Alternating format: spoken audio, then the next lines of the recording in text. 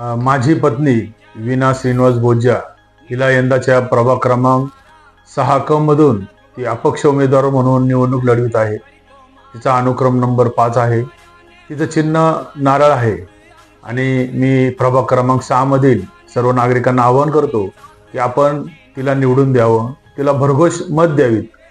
ही मतं का द्यावीत यासाठी मी नागरिकांना सांगू इच्छितो की या प्रभागामध्ये सध्या जर आपण पाहिली तर कोणीही सुशिक्षित उमेदवार नाही, कोणीही तरुण उमेदवार नाही आणि कोणीही अनुभवी उमेदवार नाही आणि कोणाच्याही मागं कोणतंही सामाजिक बांधिलकी असलेलं पाठबळ नाही।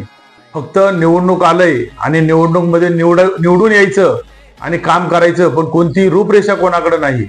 आज अशी परिस्थिती आहे की भाजपनं आमच्या विरुद्ध जो उमेदवार दिला आहे तो ठेकेदार आहे आणि हा ठेकेदार गेल्या अनेक वर्षापासून पालिकाला लुबाडत आहे आणि आता त्यानं आपली वयोवृद्ध आईला आमच्या विरुद्ध उभं करून पुन्हा एकदा पालिका लुबाडण्याचा प्रयत्न करत आहे। तर मी नागरिकांना आवाहन करतो की आपण एखाद्या लुटारूला उमेदवारी मतदान करायचं का एखाद्या सामाजिक कामाची बांधिलकी असलेल्या उमेदवाराला मतदान करायचं हे मतदारांनी ठरवावं। मी आमच्या या प्रभागातील सर्व सुज्ञ आणि सुशिक्षित मतदारांना आवाहन करतो, हीच वेळ आहे।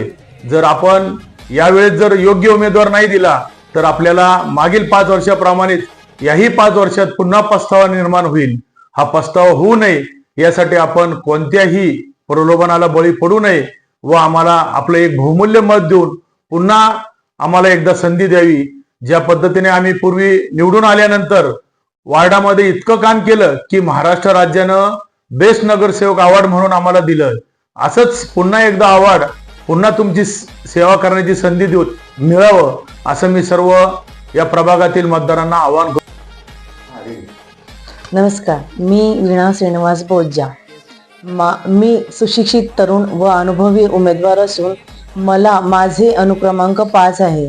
माझे चिन्ह नारळ आहे। मला मतदार राजाने पुन्हा एकदा आपले बहुमोल मत देऊन विजयी करावे असे मी सर्व नागरिकांना आवाहन करते।